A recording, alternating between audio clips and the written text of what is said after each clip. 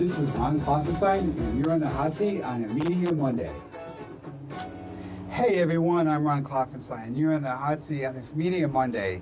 We want to welcome everyone who's streaming today on Twitch and Facebook Live. We have a lot of Facebook Live people. We have 4 people on Twitch, so we're so happy that you're here. It builds up every week. It's only, I think, our 3rd week of that, so it's building up slow. We want to also welcome everyone who's streaming us at 95.5 FM The Heat or on the TuneIn app, and those of you, of course, who listen to the broadcast on 95.5 FM The Heat.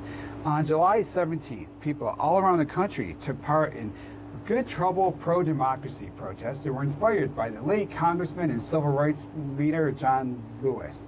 I talked to some of the participants at the rally in Utica. Here's my report. I'm Ron Klopfenstein in Utica, where people have gathered for a Good Trouble rally. This moment demands more than symbolic resistance. It calls for the same depth of preparation, the same community discipline, and the same faith in collective power that guide the movements before.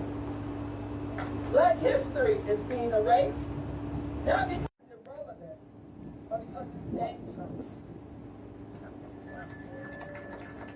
I'm with Pastor Reverend Sharon Ball. And where are you, Pastor? I'm the pastor of Hope Chapel, Amy Zion Church in Utica, New York. It's the newest black church in the Mount Carmel Valley. Congratulations. Yeah. So what is... The trouble is when you see something wrong, you try to correct it in love. Not with might, not with force, but with love. Because only light can overcome the darkness, and only love can overcome hate. Well, you talk about, loving people who like voted for him. And how do you love people who hate you? Well, sometimes it's when it's people Or who like vote who vote for somebody who hates you. We don't know the whole story of other people. We don't know their hurts, their pains. We don't know what that comes out of. And so if you can remember any time in your life when you lashed out, when you were hurting unjustly or incorrectly, I think that will soften it. Shit loves to I'm with Betsy from Mohawk. And Betsy, what does Good Trouble mean to you? Good trouble means doing the things that we need to do to save our democracy, to make sure that everyone's rights are protected.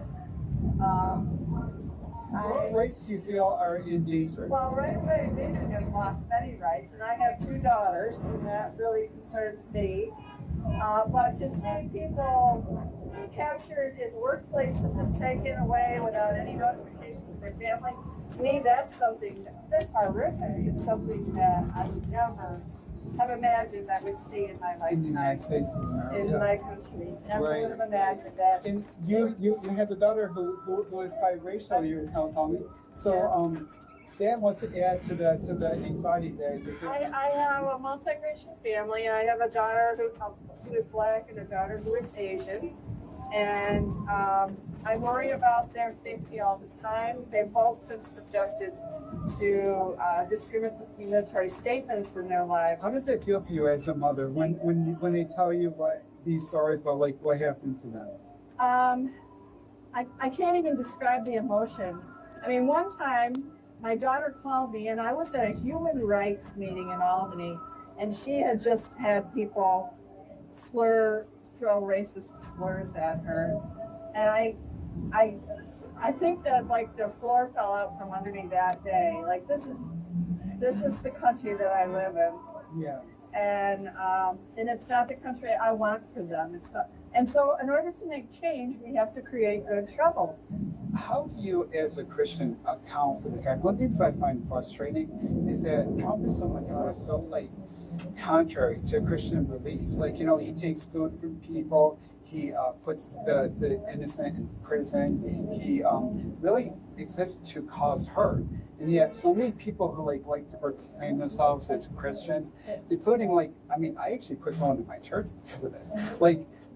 Still actually support and endorse him when he's actually the opposite of I have always understood Christianity. Well, I'm going to tell you, that's why the Bible says I want to keep them a priest. Everybody really should understand the theology of the Bible for themselves so they are not led astray. And a lot of times when they hear this sound, especially in places like now with the internet and everything, it's all about the context. You know, when they talk about, you know, even recently they were talking about how empathy is not in the Bible and this, that, and the other. All of that is because it's a soundbite, and you're not looking at everything. The Bible says a lot of stuff. It's one of the most violent books you ever wanted to read. And so, but who among us, if your son or daughter disrespects yourself, the Bible says do that. Right. If you did it, you would go to jail, right? Yeah. And so, don't tell me that the Bible says this and you do this. That's Jesus came to be the living example. So if Jesus didn't live it, let's not worry about it. Yeah. What do you think the Bible tells us to do? And what does Jesus' example guide us to do in this moment? Well, he wants us to take care of the He wants us to take care of the foreigner. He was an immigrant, for crying out loud. Jesus wouldn't be welcome in America right now. No, he'd be dragged out by ICE, you know. So it's important that we love the least of them. Keep those in the break things. And whatever you have done for the least of you have. If you love Jesus, then you're going to help other people. And that's where it's at. Good trouble is something we all have to do. Not just in big ways. In the grocery store. How you meet your neighbor. Walking down the street. When you see somebody without. Good trouble doesn't always have to be a John Lewis. It could be someone like me. Helping somebody that needs a little help. The speakers here today urge the participants to continue making good trouble in the interest of fairness and democracy. I'm Ron Klopfenstein in Utica for 95.5 FM, The Heat. For information on future protests and rallies, we recommend you follow Indivisible Mohawk Valley or Central New York Citizens in Action. I'll have links to those on our website at uticaphoenix.net/Media Monday. Buying clothes can be an intimidating and demoralizing experience for people with body image issues. A local thrift store aims to make fashion accessible to everyone. Almost Local held a size-inclusive pop-up event on Saturday. I stopped down to talk to the owner. My name is Rachel Bartunik. I'm Almost Local in Clinton, as well as... So what is happening here today? We are having a size-inclusive pop-up. We have sizes from extra small to 3X. Some are gently worn, vintage, and also new with tags. You know, all. I think a lot of times, especially at small businesses, sometimes people feel like they can't find the size that they want. I know that I struggle sometimes. I also have weight that fluctuates. So we try to have something that's available for everybody so that people can come in and feel comfortable, shop, and be able to find things that would hopefully work for them. So is this something that like you do on an ongoing basis or regularly, or something that might happen again? Sure, so we will definitely plan something again. We had a book event a few months ago, which was wildly successful. Part of the studios at West Park Row is to have pop-ups and to invite people that may not have a storefront into our space as well. This is Ron Klopfenstein, meeting in the Hot Seat every Monday at 5 p.m. for Hot Seat Media Monday, 95.5 FM, The Heat. They do a lot of cool stuff there at Almost Local, including, you know, what I think is nice is making the thrift store experience something that everybody can feel comfortable, you know, going there and doing, no matter what their size. Lou Altman is hanging out with us today. He's a musician known as Citizen Lou. And Lou, I heard my first song from you this afternoon, and we're going to play this now. So I described it as bluegrass, country. I wasn't sure, but let's play some of it. We'll let the listeners decide for themselves. Sounds good. Citizen Lou, yes. Ruby Blue. Ruby Blue, yes.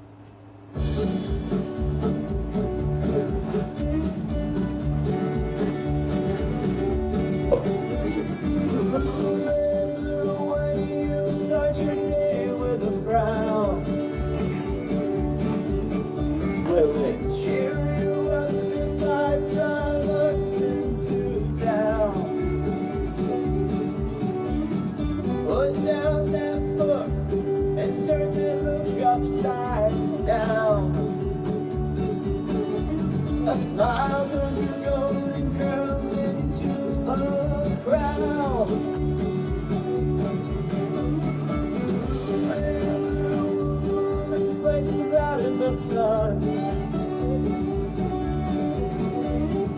Good men will cook and clean so you can have fun. If we hit the road, there's half the battle won.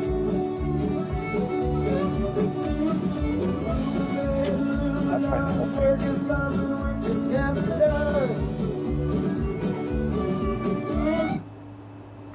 So Lou, as I was listening to that song, I was picturing like a county fair. I was kind of thinking actually of the Italian festival that we went to, but I could picture like people at picnic tables and maybe doing some square dances and stuff. So what were you like when you write your music, when you compose, when you make the music, what do you think of? Okay, so first of all, if you let it, your whole life goes into every song you write. But this one specifically, you're really on target because I binge watched the Great British Baking Show. Oh yeah? Yeah, and a few years ago there was this contestant, Ruby Tando, young woman, and at the beginning, it's like a 10-week thing. Yeah. She started out slow, but every week she got better and better, and she had this fire in her eyes, this passion. Really? And she fought and fought. She got into the final. She didn't win, but she got into the final. So I took that. I love that, and I took that feeling ethos. from her ethos, and I wrote a song about what a Ruby might be, an emancipated woman, someone who's like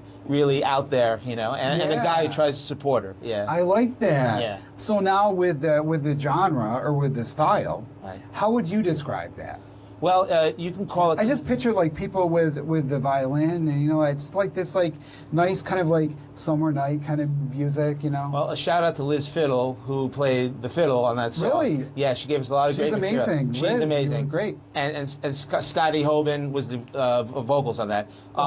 Yeah, I would say it's bluegrass. Bluegrass. So is that a kind of music that you normally work with, or is that like your genre, or do you like do multiple? I do multiple. I have no preconceived notion of what the song is going to sound like when I write the lyrics. I bring it to my partners, and we develop, we come up with a chord, a lick, and the sound, the style just naturally evolves organically. And that's the greatest pleasures when you get surprised by the development of your work. It's just an amazing feeling. I think art that like evolves organically really is the best, because there's just something so perfect about it. Like when it comes out at the pace and in the style it's supposed to, Yeah. So like you start to write so what did you do first though? Actually, did you do the music first, or did you write the lyrics first? I did the music first, and sometimes the basic foundation of the whole lyric will come out in 5 minutes. Really? Right. And then there's always a little bit editing. Sometimes it takes a long time. You get a line one day, you get a line the next day.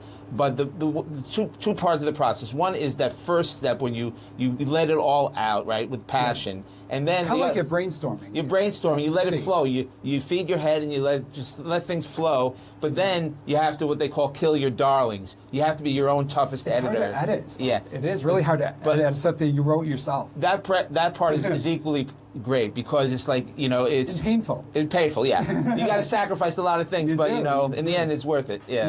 Yes. So you're doing this song, and so like you have this idea, like you're inspired by this person who's inspiring you. Want to write a song about this? You start to come up with the music first, and like do you think to yourself like, would this story best be told in this genre of bluegrass, or would it best be told like, or do you decide that, or do you just kind of think like, how does the song feel? Well, often I'll have some of the music in my head, right? Yeah. And I go to my partners who actually, play the music. I do like demos sometimes with my guitar. I have some chord structure and everything. But once we get into the studio, like I said, it builds and builds and builds to shape into the sound that's going to become. And usually I have some of that at the beginning when I'm writing the song. I have some music in mind. Right. Yeah. Right. Yeah.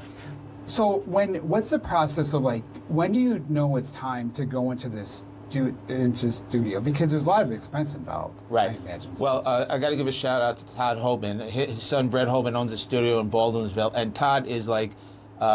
He's very accomplished. I mean, he's very accomplished in Central New York, right? He's amazing. Yeah. Not only is he's a very talented, super musician, but he's also a great teacher and generous with his time. It started out with guitar lessons with him, that morphed into songwriting lessons, and then at some point, we became partners in the songwriting process. And he said, "Hey, why don't you put out a Citizen Lou album?" And I was like, "Oh, I could do that." So we piece song by song, we got it all together, and we had. How long did that take? The whole album process? Yeah. It probably took from beginning to end probably 9 months, a year. And how long did it take from like the point to go into the studio? Like how long did the writing process take? The 'Cause writing, I'm sure you want the songs to be written by the time you get in there. Right? the recording process takes a lot longer than the writing process. Oh, it does? Yeah, because Oh, I'm sometimes I'll surprised. come out with the lyric, the basic framework in a single sitting, few minutes, and then over time I edit it a little bit. And sometimes we're last minute changes to the lyrics in the studio, but Yeah. then getting that mix right, you know, getting the instrumentation right, that's the greatest challenge, and it's a lovely challenge, but that takes a lot longer to really get it just right in the studio. So you have your songs written, and then like, what is your next step? Like, do you have to go out and recruit the musicians to play on your album, or do you pay them, or how does that work? Well, we do pay them when they come to the studio. Todd has, as you could imagine, Todd Holman has a lot of connections, a lot So of you great schedule friends. time, So he like, brings in book these musicians. people. His nephew Scott Holman is an amazing drummer, and he picked up the guitar relatively recently, and you could hear on that song he's got some great guitar licks. Yeah. And then Todd's brother Sean put up some lyrics, some singing, a couple of his songs. Yeah. So how long would it take you to do one song?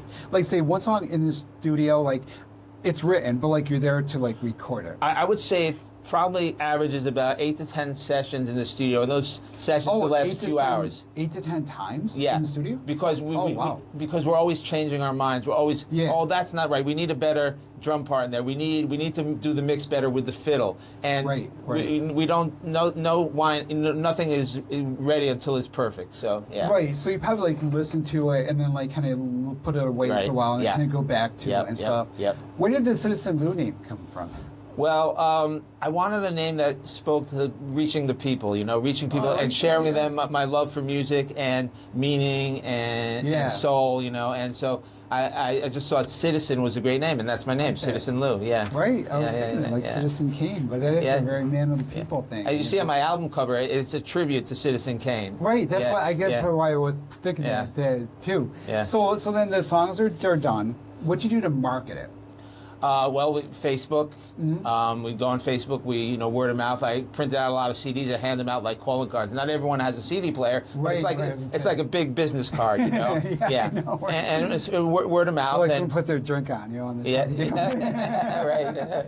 It's been a while since I hit a CD, but that's one of the great things. It's so easy to get music now. It is. Download it, and your stuff. And it's on all your stuff out there. And it's on all streaming services. And on Spotify, I got about 5,000 plays. Hey, congratulations. Yeah, it all came in most of it came in like a 3-day period, a week. Wow. About a year ago. And like 800 one day, 2,000 another day. What do you count? What do you count? One of my songs, I believe, got on some people's song lists. Oh, that's New great. Country Sound. I don't know if you listen to that. That's a fun song where I come up with listen to it. a lot of We're influences. gonna meet you in the next segment.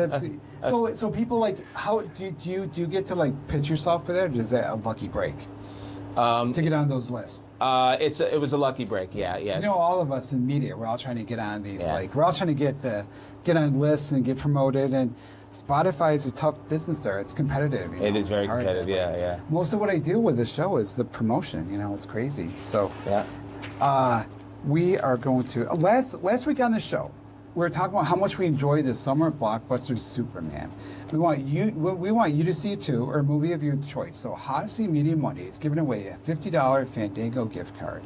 For more information, go to uticaphoenix.net/Media Monday. When we get back, I'll take you to the Utica Fringe Festival for a look at the cabaret. We'll also visit the St. Mary of Mount Carmel and Blessed Sacrament Italian Festival. And David Paul will join us in the studio. He's a biker who's going to be raising money for kids. I'm Ron Klopfenstein. You're in the hot seat on a Media Monday. More after the break. You're in the hot seat on a Media Monday. Hey everybody, welcome back to the hot seat on this Media Monday. Before we go any further with the show, I want to congratulate Lorraine Krameyer, who's the guest on the show twice. Just recently she called in. She was a winner at the Munson Sidewalk Arts Festival. She was a winner at the Munson Sidewalk Arts Festival. She won for the Visitor's Choice, People's Choice? People's Choice Sculpture. Jim Hall's filming on the details here, but it was an amazing work of art that she did, and she was voted the best in sculpture. So congratulations to Lorraine. And also, let's see, Brian Lazar was in. There's a lot of people that were guests on the show that were in the art show, so it was really great to see their work and Teresa Van Etten and Brian Lazor and some of El Vitro, some of my favorite artists here have been a guest on the show. The Oneida Square Arts District held its first ever Utica Fringe Festival on Saturday.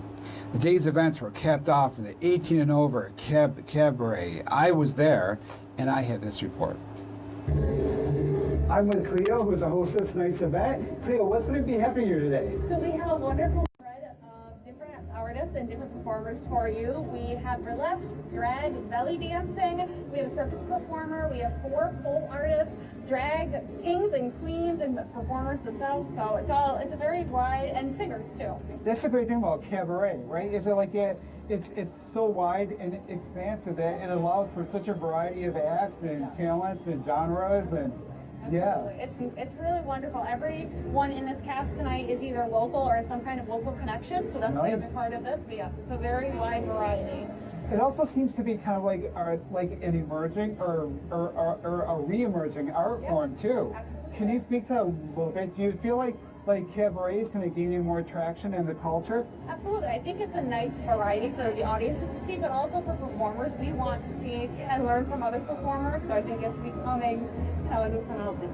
Not new, but... And as a performer, it gives you, like with cabaret, you have a lot of opportunities to do like different kinds of acts too. Absolutely. It's not like you're doing this play or this song or so. Right. Yeah. So you can always pick and choose what we're doing, so it's just nice to kind of meddle it together. So why do people come to cabaret? So what do the audience usually get out of the cabaret? I think they want to enjoy themselves, but I think it is a way to expose yourself to different types of performers without having to kind of fit yourself into one show, or you have to sit there for a whole show.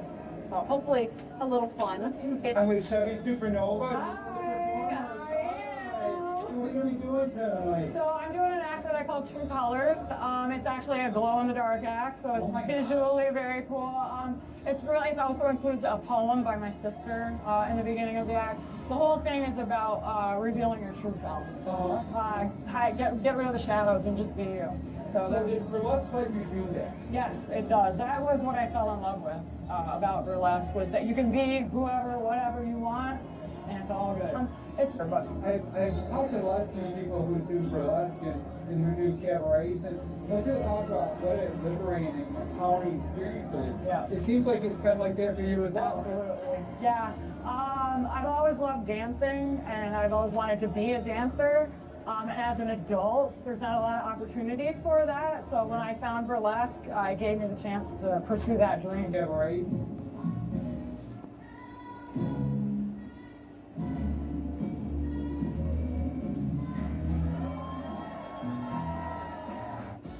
This is Ron Klopfenstein. Meet me in the hot seat every Monday at 5 p.m. for Hot Seat Media Mondays, 95.5 FM, The Heat. Cabaret is something that is kind of re-emerging around here, and the organizers were asking actually at the show, like if people would like to do more of that or have a place where they could stage a cabaret show to get in touch with the organizers, you can do that through us here at uticaphoenix.net/Media Monday. So Lou Altman is joining us again. He is Citizen Lou, and Lou, we're going to get to hear another one of your songs. So what is this next song that we're going to hear? And maybe tell us a little bit about it. And it's Genesis. Right. It's called I Hide in Plain Sight. And the first line, most people are crazy, but they don't let you know. It was inspired part by Billy Joel's song, The Stranger. You know, people don't show you who they are. But I'm also, besides being an attorney, I'm a vocational rehabilitation counselor. And I'm trained. Oh. I train and work with people with disabilities, including people with mental health diagnosis. And I'm a very empathetic person, you know. And understand people sometimes. I imagine what it's like to be them. So kind of inhabiting that space, the lyrics just came out, you know. So were you, whose space were you inhabiting for this? Like when you were kind of you were using characterization, kind of being exactly, characters. Yeah. Whose perspective were you trying to experience? Well, composite. That's a great question. A composite of people, including people with mental health diagnosis, but also like, you know, I'm getting up there in years, and how the struggles that people have as they get old and trying to connect with other people, how difficult that is. Right. Yeah. So how does that come across in the lyrics or in the music? Well, it's very metaphoric, this song. It's got a lot of imagery and weaves in a lot of different tales and metaphors and concepts. And I mean, if you get the chance to listen to the song from beginning to end, you'll see it just goes from stage to stage, and there's an old woman. Well, let's do that. Let's hear the song from beginning to end. So what is the song called? I Hide in Plain Sight. This is Citizen Lou.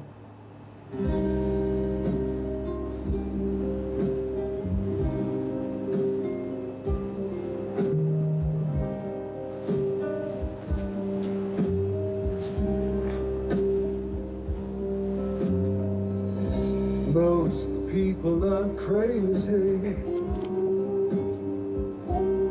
but they don't let you know. Speed freaks can't help themselves. They dream of being slow. I won't keep you guessing all day, or give you a sleepless night. You won't need a box of clues. I hide in plain sight.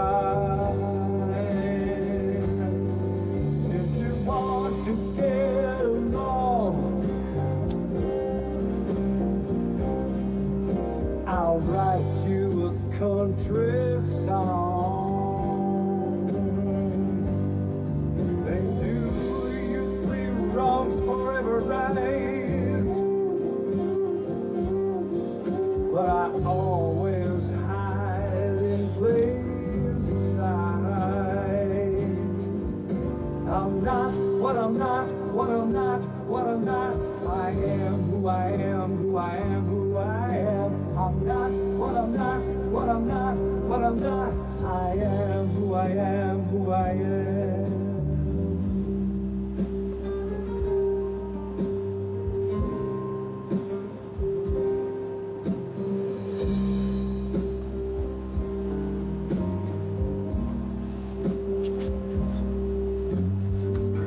The month of March was a killing floor. Winter wasn't my first choice. I'd rather walk barefoot on a distant shore. You'll always recognize my voice. I got love to nourish you. I won't leave a bitter taste. Let's live like the old woman in her shoe. Memorial bone, there's no time to waste. If you want to get along, I'll write you a country song.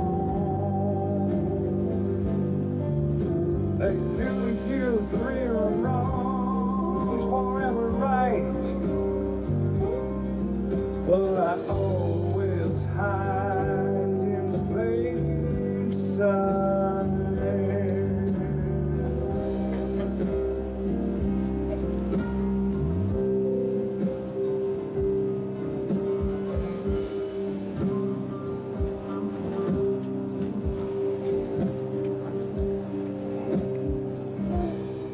Don't look it up,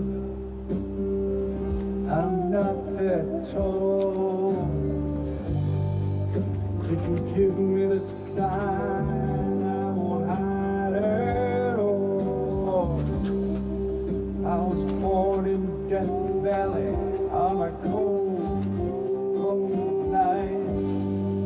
Oh, back down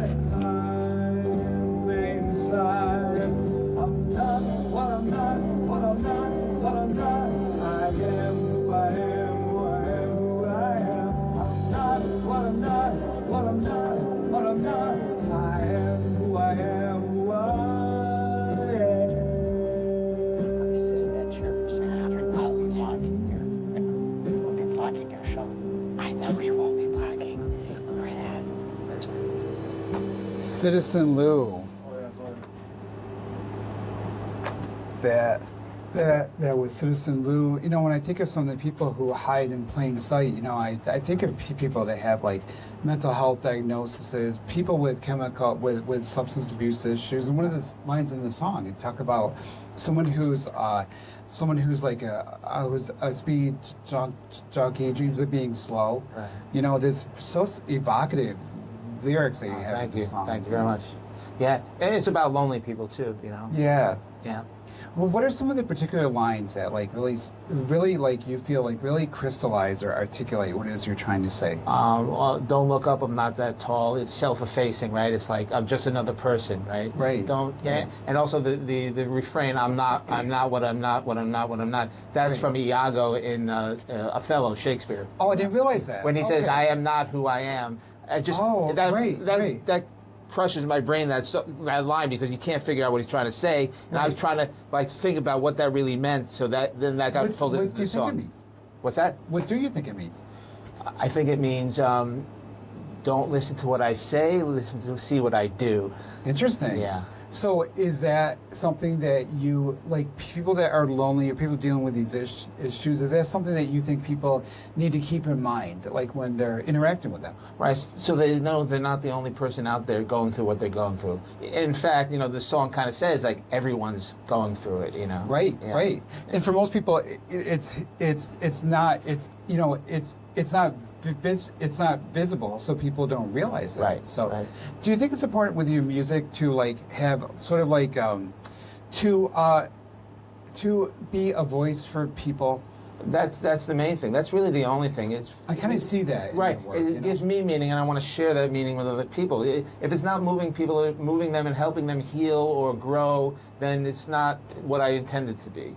So, do you ever start like a song with like an idea of the point of view you want to get across, or the central idea, we call it in English class? Well, yes, I have a protest song on the album. You do? Yeah. So, how did that come about?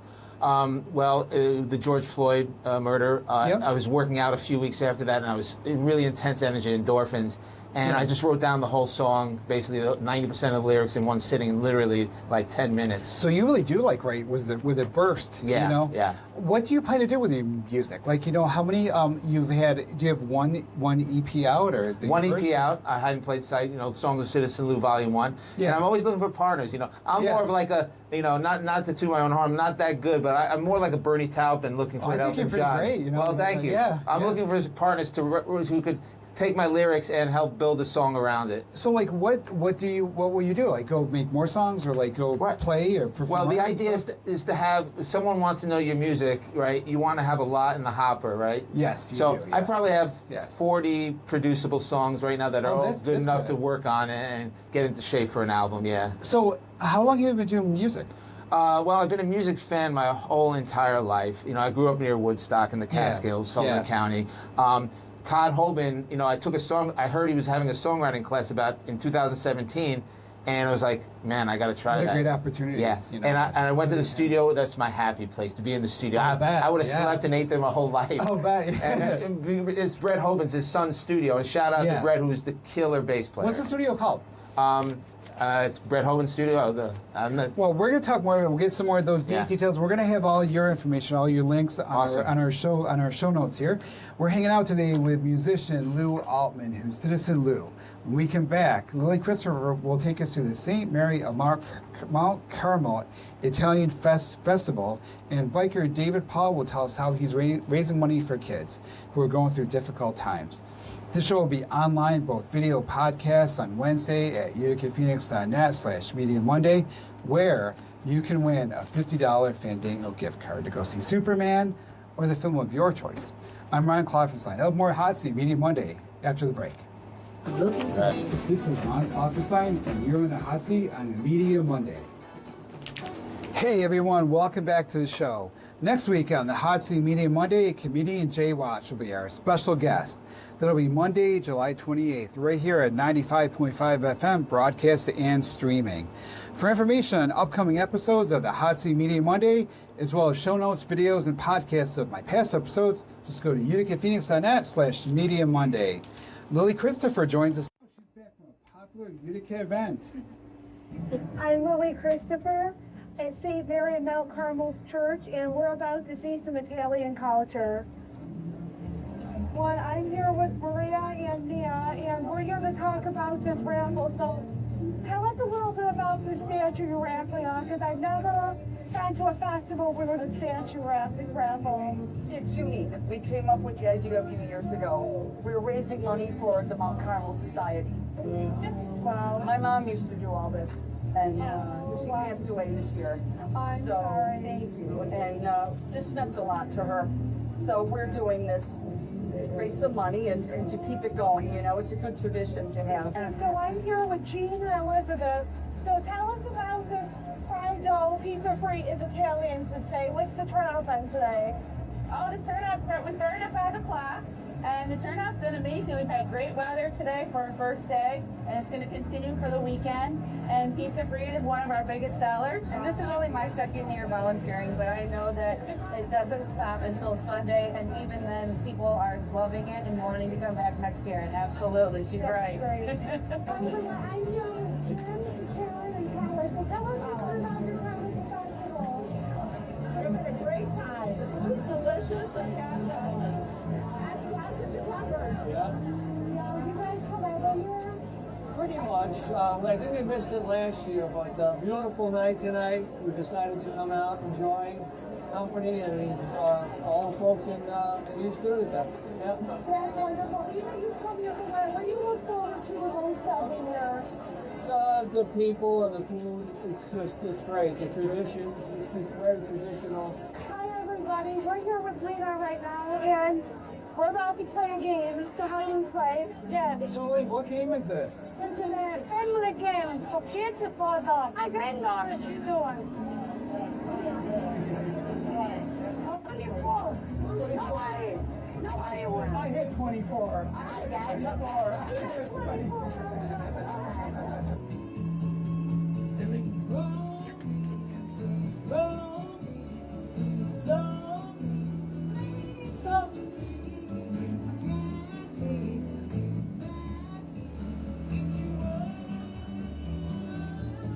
And here with Alicia. So tell us a little bit about the flea market. So the flea market, I've been doing it for over 20 years. Oh, I've wow. been putting it together. It takes about a month to put together. So a lot of Christmas decorations. So every year we usually get a lot of something. And this year I feel like we got a lot of Christmas decorations, and we also got a lot of collectibles, like expensive collectibles. From my son to the cat and keep back.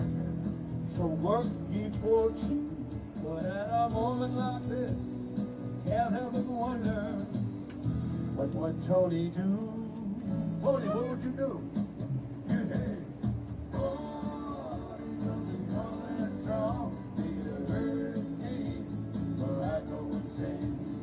Say with the church, besides raising money, what do they want people to take away from the festival? Sense of community, I think, is very, very important. Everyone here feels like family. That was great. And being that you're, how old are you? 21. Oh, I'm 21 too. We're the same age. Being that we're both young and 21, what do you notice with your generation and church community at Mount Carmel? Well, I feel that our generation definitely needs to step it up and come back to church and really, you know, be part of things, because if we don't do it, who will? Yes, no, for sure. You don't want to lose all those traditions. You know, this has been going on for 100, gosh, I don't even know now, 40 years, maybe 140. I don't even know off the top of my head anymore, but. Wow. So you don't want to miss out on that. My great-grandparents helped build the church. You know, they all did. They came here with nothing. No, exactly. It's definitely like lifelong with the, like what you said, tradition. My grandparents, all my grandparents' family, my parents, everybody's gotten married at this church. Oh, so sure. like, I would like be devastated like so I long. know if something happened, we have to keep these things going. They're important. Yes. They really are. But they won't be here anymore. Can't take it for granted because you never know. Yeah. So you have to get involved. That's really important, especially for the young people to get involved. outside of Mount Carmel with faith, food, and fun. I'm Lily Christopher from 95.5 Utica Phoenix. Lily, you did an excellent job on that report, especially that last segment at the end. I really liked how you connected with the person who was the same age as you, and you got to like the heart of this. And how did you feel at that event? Thank you. No, I felt really good. I felt like the traditions and the strong culture, it took me right back to like old Utica and old Utica Italian, but it did, yeah. Really felt, I used to go with my grandparents and I haven't been in a while, so it really just felt I felt very connected and very part just to be there. Well, I had a great time with you, and I guess we're going to do Taste of Lebanon next, and there's Polish Day coming up, and we're going to do all the ethnicities here, so I'm having a great time. That was a really good report. So now you got to stay here, you got to help me out with this next segment here.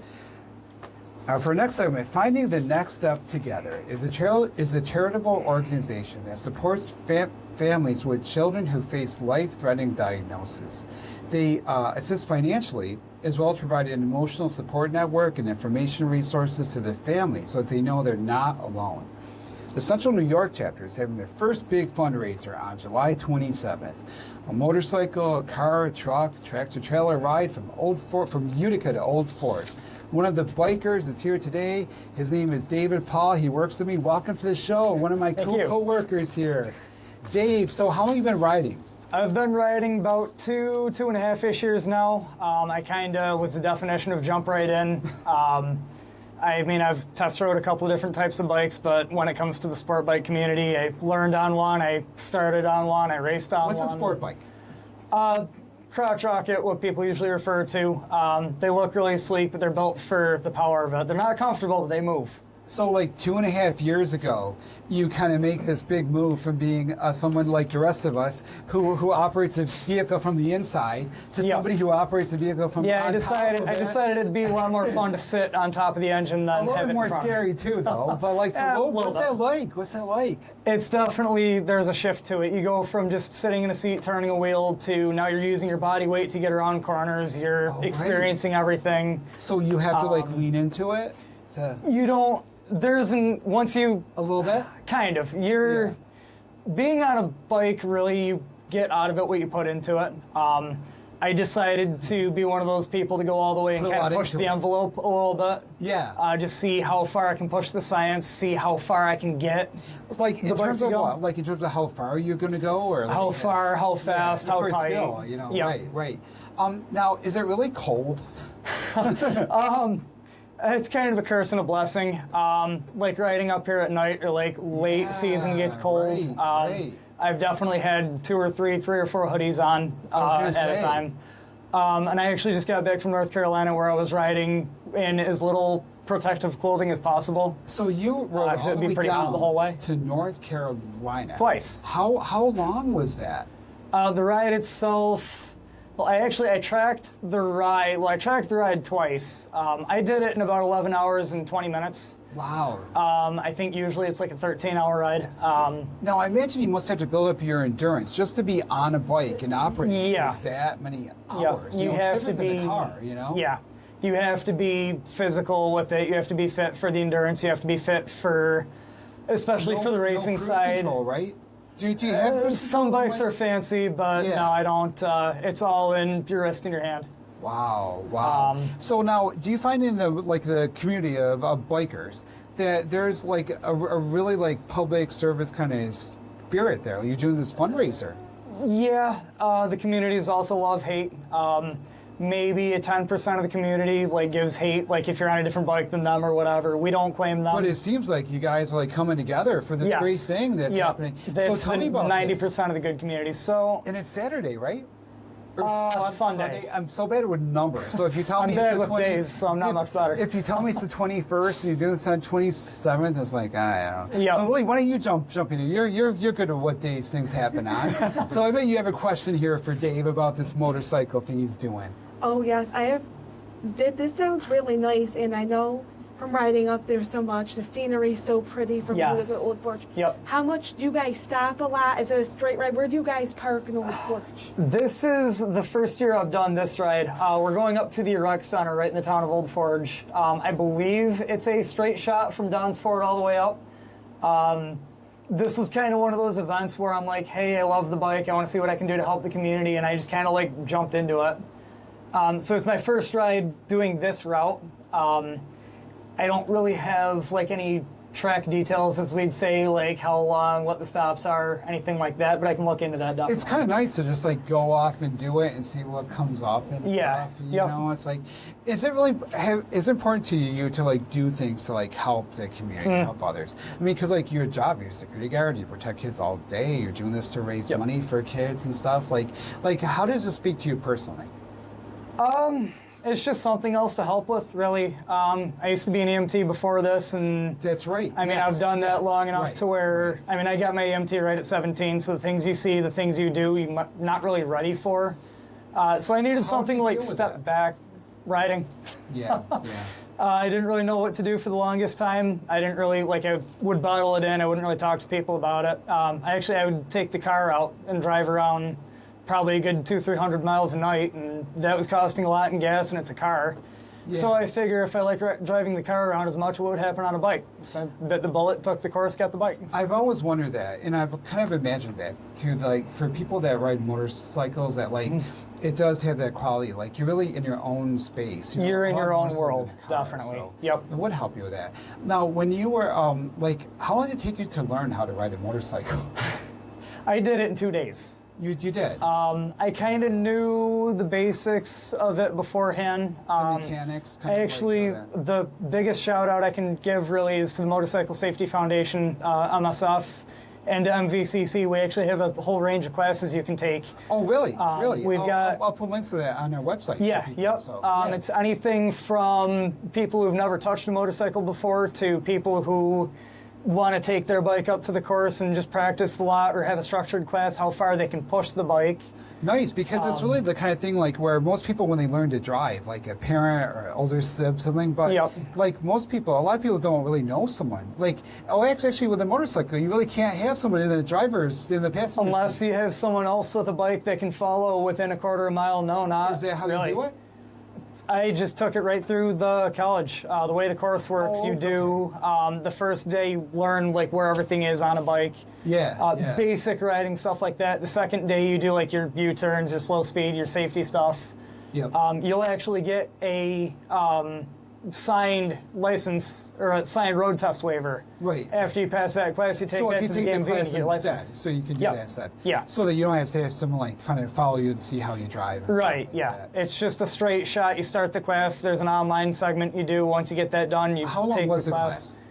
2 days, maybe 8 hours-ish or so each. So it's kind of intensive, but it does take place within a certain like limited time. Yeah, it's usually over a weekend. Every now and then it'll veer off Mondays, Tuesdays. Wednesdays are usually like retests for the people that don't get it the first time. But yeah, usually just like a 2-day, like a weekend. Yep. So, Lily, I want to give you a chance to get another question before we close out here. So Dave, you probably, so Lily, you have a question, I think, for.